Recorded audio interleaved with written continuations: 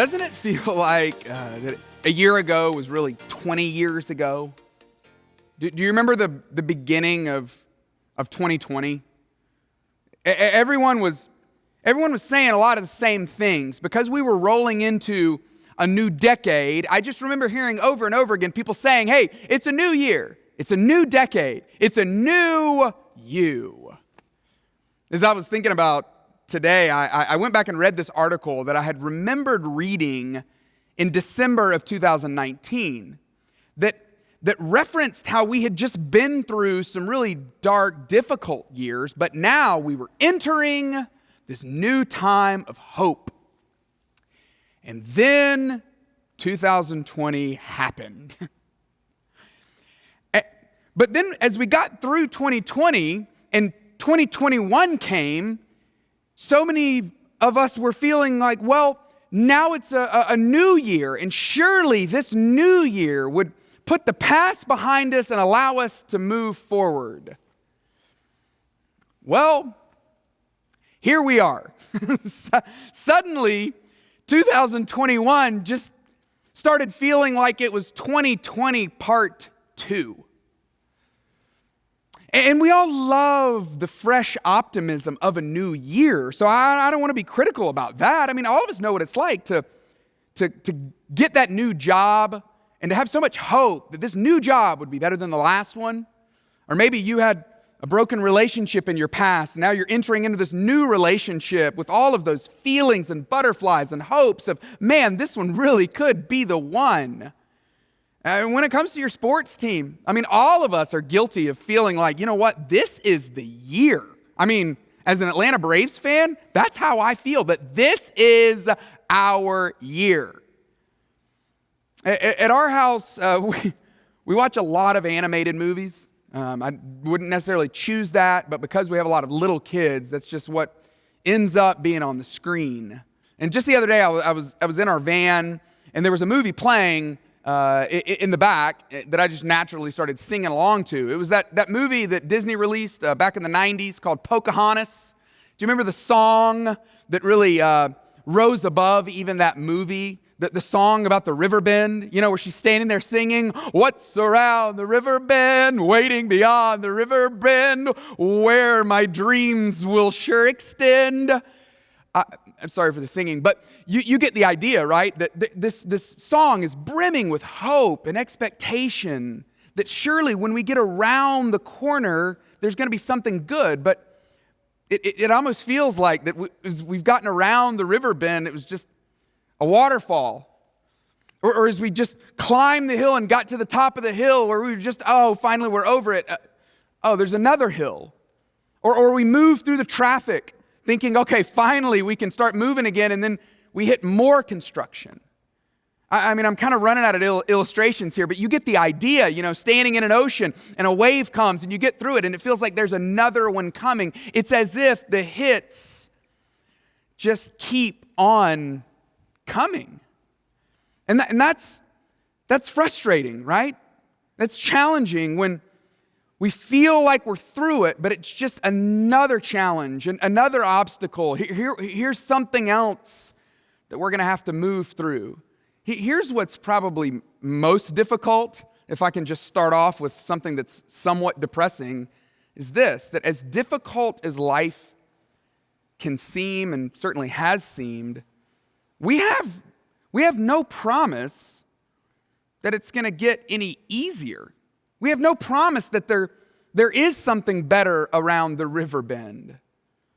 And that's what we're going to be talking about for the next few weeks is what do we do when the hits just keep on coming?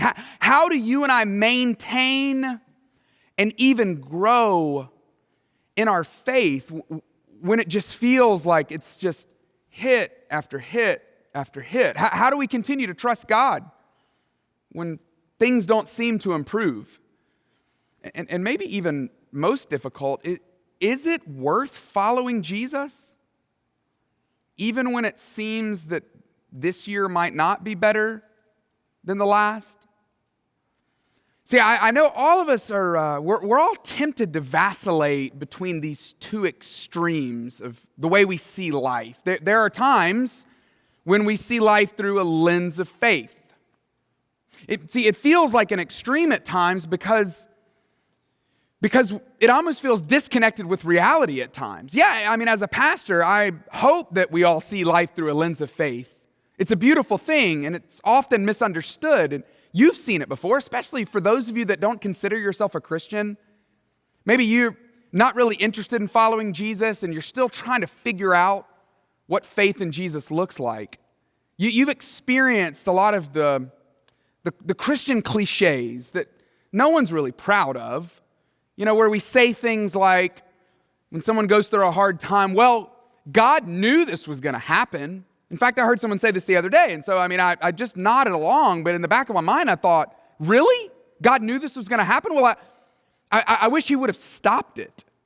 Because oftentimes, this lens of faith, disconnected from everything else, makes it seem like we're just in complete denial. But then there are other times in life where we have a different lens, a lens of suffering, where we get so consumed with all of the wrong, all of the bad, all of the hard, all of the difficult, all of the suffering of life. And the reason why both of these extremes are actually important is because a lens of faith disconnected from the lens of suffering leaves us feeling like or seeming like we're not really in touch with what's going on in this world. But then on the flip side, a lens of suffering disconnected from a lens of faith is just honestly quite depressing. And so what I hope to do over the next couple of weeks is help us all find not one or the other, but to help us all find a lens of faith even in the middle of our suffering. Because that's when our faith is really best. That's when our faith is most in line with what's accurate about life. That's when our faith really comes alive. Our faith will be most defined in the season of the most suffering. That it's not when everything is good that we need our faith. No, it's in the season of suffering, in the season of difficulty, in the season where it's challenging and overwhelming and there's hurt and loss and brokenness. It's during that time that we not only need our faith, but it's in that time that we actually can experience the most growth in our faith as well. So what we're going to do for the next few weeks is we're going to look at just this one narrative from the very beginning of the time when churches started to pop up. The first century when the message of Jesus started to really spread. But before we jump into it, I just want to give a couple of words of caution around suffering. Maybe these are reminders, but as we're talking about suffering, let's be careful to not play the hardship Olympics. You know, where we give the gold medal to the person that suffered the most. Sometimes we devalue our own suffering. Sometimes we elevate our own suffering because it feels less than or better than other people or more than others. But let's do everything we can do to resist comparing or even assessing our suffering based on others. Because there's just not a lot of good in comparing our suffering to each other. And as we get into this narrative, I really want us to resist the same thing, because what these people went through, hopefully, is so much worse than what most of us are going through or have been through or maybe even will go through. This narrative is found in the book of Acts, which is it's an incredibly inspiring sequence of events and stories that lead to the beginning of all of these churches in the first century. And it was led by one particular person. His name was Saul. We know him now as Paul. And he's really he's a pioneer because of what he did to start so many different churches. And this story is just one little sliver of a moment of suffering that he found himself in the middle of. And he was no stranger to suffering. But this one had to be one of the most difficult, challenging moments. Here's the way the story goes down. This is in Acts chapter 16, verse 16. Once, when we, the collective group of people that were following, Luke is the author of this, he says, once when we were going to the place of prayer, we were met there by a female slave who had a spirit by which she predicted the future. Now, they call it a spirit. Some of you would say, that sounds like a wonderful thing to have. In this case, she had made a lot of money for other people off of it, but it wasn't necessarily serving her well. She earned a great deal of money for her owners by this gift, this ability to tell the future, fortune telling. And she followed Paul and the rest of us, and she just walked around behind us shouting, "These men are servants of the Most High God who are telling you the way to be saved." Now, this isn't untrue. This is what they were doing. This is who they are, but she kept this up for many days.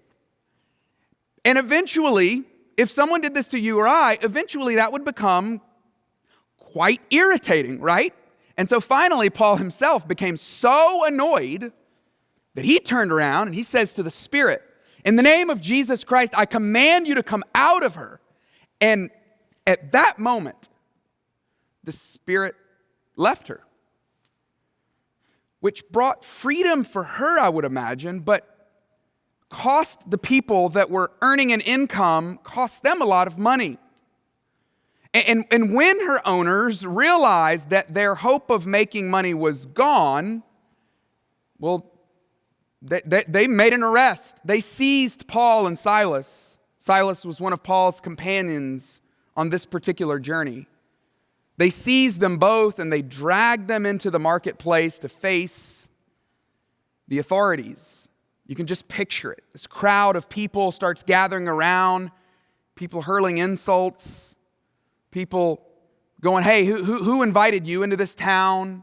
Now you're here causing all kinds of problems." And so they brought them before the magistrates, the authorities, and said, "These men are Jews, and they're throwing our city into an uproar by advocating customs unlawful for us as Romans to accept or to practice." And as we're going to find out later in this narrative, in the next couple of parts, we're going to find out that what they actually accused them of was unjust. That they didn't have the grounds, they didn't have the actual law to be able to stand on. But the crowd joined in on the attack against Paul and Silas, and the magistrates ordered them to be stripped and beaten with rods. And after they had been severely flogged, they were thrown into prison, and the jailer was commanded to guard them carefully. And when he received these orders, he put them in the inner cell, and then he fastened their feet in the stocks. I want you to remember this word, fasten, because it is so interesting that he fastened their feet to these shackles, these chains. It's wild what happened here, but in a matter of maybe an hour or two, Paul and Silas, they go from relative anonymity to being publicly shamed, scorned, beaten, and then thrown into prison. In the immortal words of Ron Burgundy, that escalated quickly. And it was completely unfair. Totally unjust. Maybe the rulers gave them over to the jailer because the crowd had been worked into such a frenzy. Maybe the rulers knew if we don't put them in jail, they're going to ultimately be murdered by the crowd. But they put them in chains, fastened their feet to the stocks, and put them in this inner cell, which wasn't exactly a room with a view. And about midnight, on what had to be one of the darkest days of their lives, Paul and Silas were. And I wanted to pause it right there because I really want to invite you, if you would, to put yourself in their shoes. You have your own midnight moment. You have your own dark night of the soul. You have your own situation. Maybe you're in the middle of it now. Maybe it's something you think back on in your past. I know when I think about my past and I think about what I was doing, if you were to find me at midnight on one of the worst moments of my life, I would imagine what I was doing was yelling at God, filled with anger at Him. Why would you let this happen? Why don't you do something about this? Begging Him to intervene, begging Him to allow others to help. Maybe if I were in Paul and Silas' situation, I would have been even making my own funeral arrangements, realizing that, oh, well, this seems like a foregone conclusion. I don't know what you were doing, but we know what Paul and Silas were doing. About midnight, Paul and Silas were praying and singing hymns to God. Is that hard to even fathom? Is it hard to even believe that in the middle of all of that suffering, having just been beaten, having been falsely accused and put in prison, that they were praying and singing hymns to God? When we talked about this lens of faith, this is what I mean, that at times it seems out of this world. It seems disconnected with reality, but what we know about Paul, maybe not as much with Silas, but certainly about Paul, is that he had been through loads of suffering. This was not his first time, and it wouldn't be the last time. That he was experiencing deep suffering, deep pain in life. And so he wasn't disconnected with reality, but he was willing to put on this lens. He was willing to put his hope in what he knew to be true. To put his faith, to fasten his faith in what he knew was true about God. See, suffering has this unique way of revealing a lot about us. Suffering, in a way, it reveals what we have tied our faith to, right? Suffering, when we're at our worst, when we're in our darkest moments, oftentimes we realize, sometimes in a good way, oh wow, my faith is fastened to something more than I thought it was. But then sometimes we find out, oh, I've been tying my faith to something that isn't sure. You know that feeling when your savings account starts to dwindle and you start getting all of that anxiety and fear and worry and concern, or when there is the health scare, or when the other person walks out. It reveals something about us. It's almost like a tube of toothpaste. You know, it's hard to know how much is really in there, but when you squeeze it, you find out exactly what's in there. And suffering does just that. It squeezes us in such a way that it reveals what's actually on the inside. It reveals what we've actually been tying our faith to.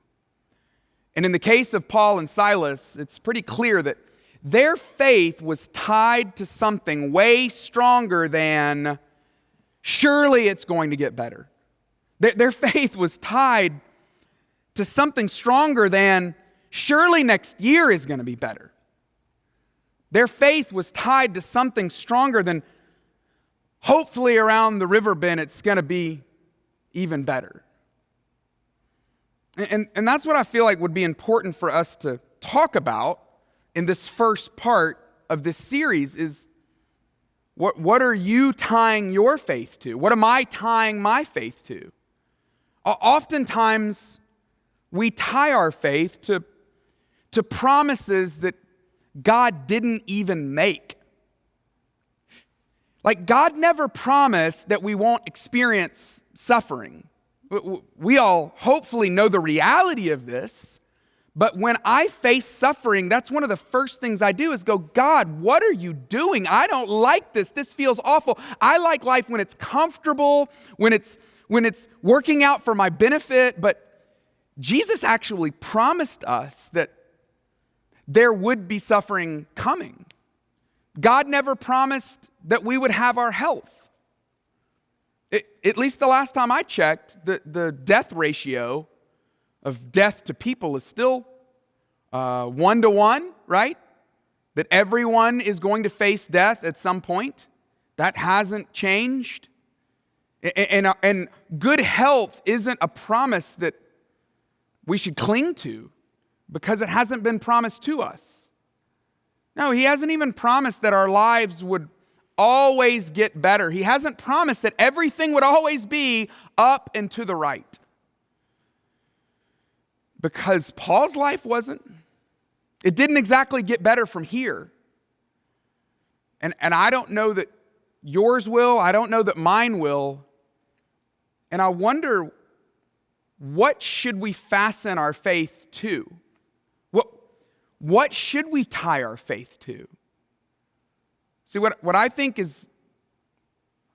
would be best for you, what I think would be best for me, is to tie our faith to what is actually true, what has happened. Faith actually is best fastened to actual promises and not future outcomes or even our hope of future outcomes. No, it's tied best to what is true, what has happened, what we can depend on, what God has said and what he has done. And see, faith, when things are good, when things are easy, when things are working out, it's pretty easy to have faith in who God says he is, in what God has done, in what we know to be true. But Paul and Silas are so inspiring to me because they had faith even in the toughest times. And what I want for myself is, I want a faith that is pandemic proof. I want for you a faith that is pandemic proof, that can get you through the next hard time, that can hold you sure, that can hold you with certainty no matter what comes your way. But it starts with trusting in what God has promised us. Yeah, faith is great, but faith in light of the suffering of this life, it only works when we have faith in actual promises and things he's really said. I want to give you just two. There's a number of them, but here's two that I think are relevant to this discussion, maybe even relevant for this time. Maybe these are what Paul and Silas found themselves trusting in, tying their faith to. Here are two promises worth believing in. The first one is this: that God is with us even in the suffering. I don't know much that comforts me more than that. That in the middle of the pain, that in the middle of the hard times, that he is with us. And he's with you.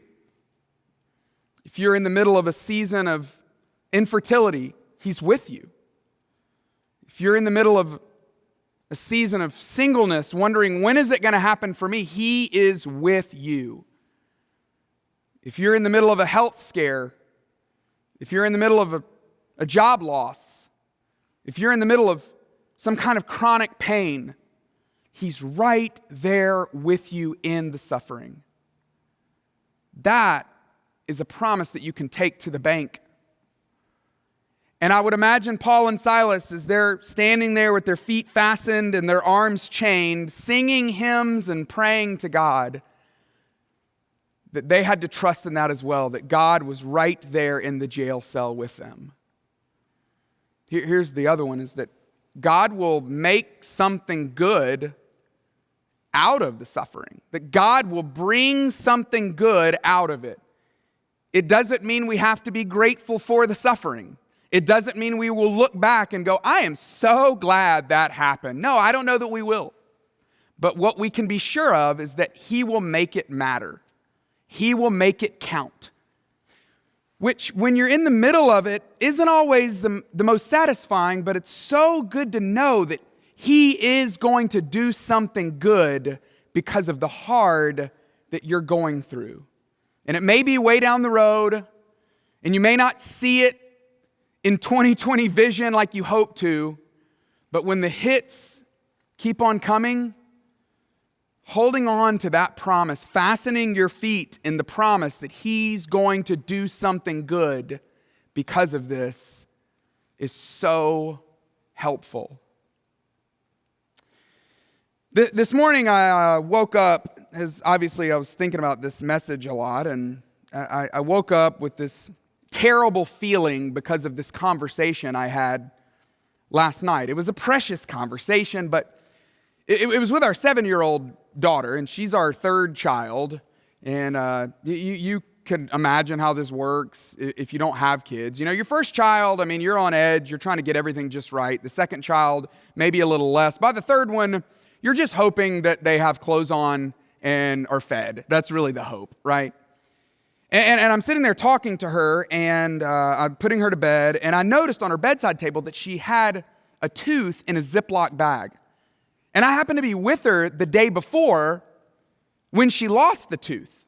And so immediately as I was talking to her about it, I thought, oh no, I didn't circle up with my tooth fairy partner, my wife, to find out, are you going to put some money underneath her pillow, or do you want me to? And so I'm talking to her kind of wishfully thinking, hey, what happened last night? Did the tooth fairy show up? And she said, no. I was like, oh, man. Okay, well, I said, where did you put the tooth? And she said, well, I had it right here on my bedside table. And I said, oh, well, that's the deal. You got to put it under the pillow. No wonder. You got to put it under the pillow, and that's what cues the fairy.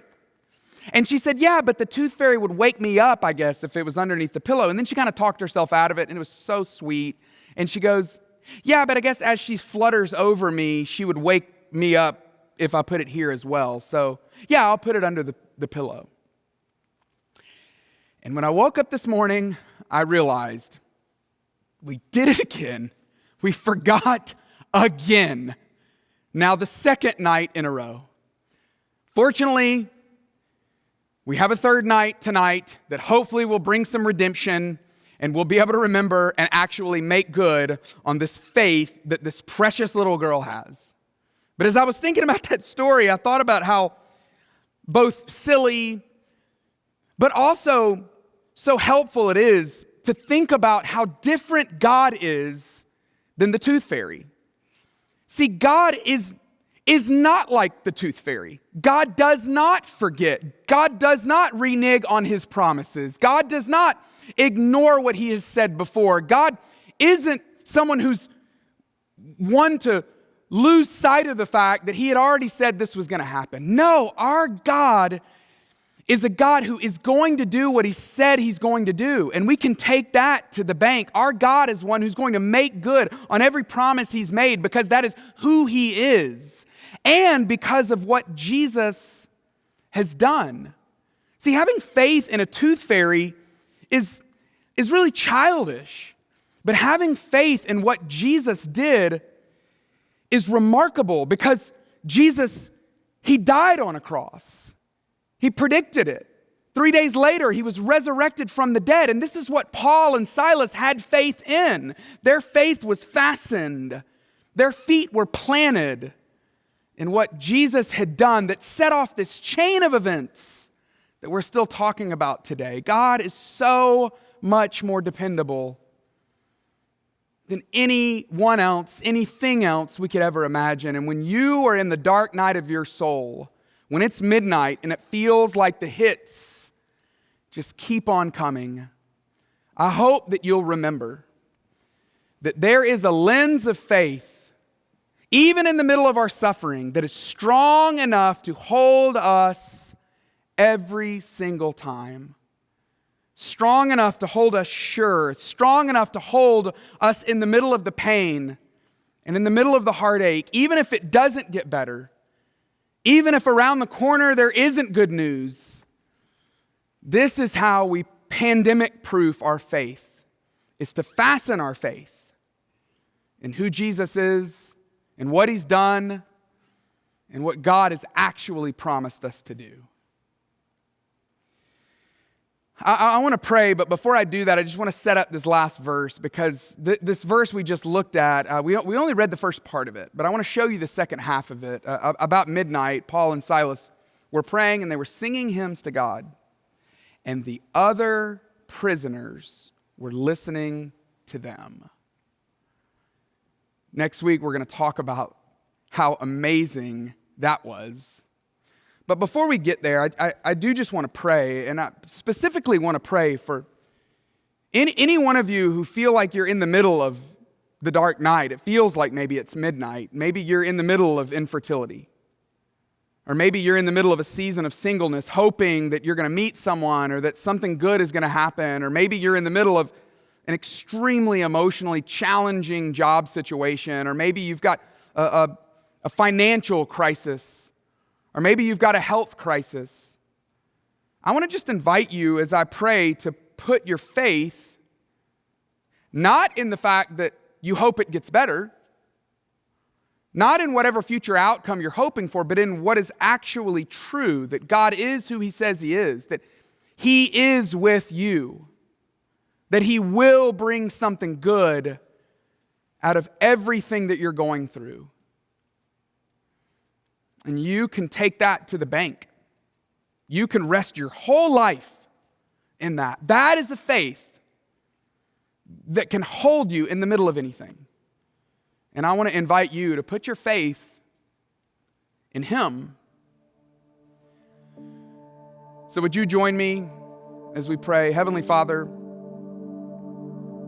one of the hardest things about life is that it doesn't end. It doesn't stop. Oftentimes it feels like the suffering, the pain, the hits, they just keep on coming. But God, we've got to recognize that there is a way to have a faith that can be secure and firm no matter what we're going through. And I pray right now for every person that's in the middle of a struggle, that's in the middle of their dark night, that maybe feels like it's midnight in their soul, that you would give them the hope to be able to put their faith in you. Not in what they hope to be true, but what we know to be true, that you are with us, that you will bring something good out of everything hard that we go through. And Father, I pray that they would feel, maybe even in this moment, as sure about that as they have ever felt about anything in their life. And we thank you for Jesus, and we pray all of this in His name. Amen.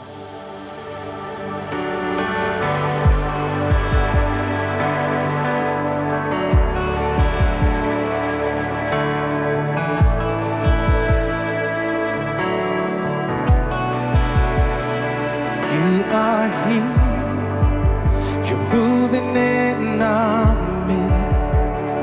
I worship you, I worship you. You are here, you're working in this place. I worship you, I worship you.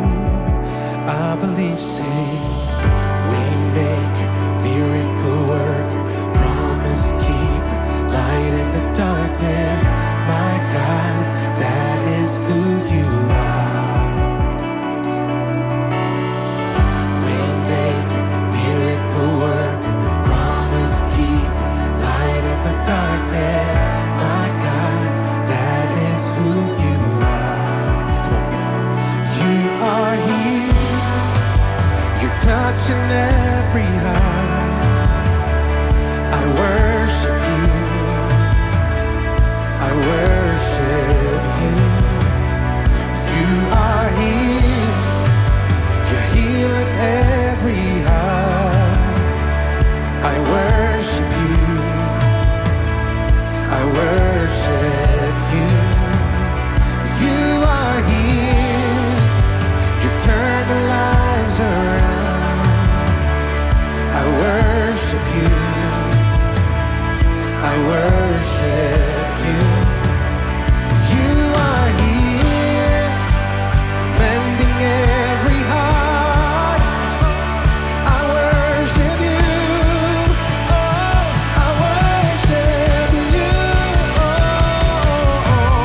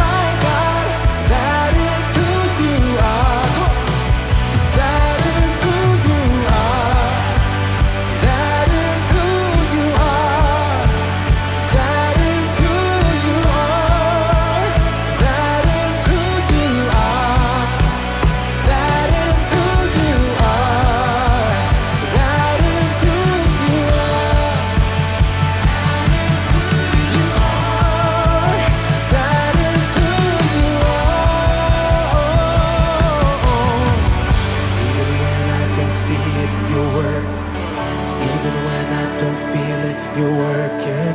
You never stop working. You never stop working. Sing it out. Even when I don't see it, you're working. Even when I don't feel it, you're working. You never stop working. You never stop. Come on, lift your voice and say, even when I don't see it, you're working. Even when I don't feel it, you're working. You never stop working.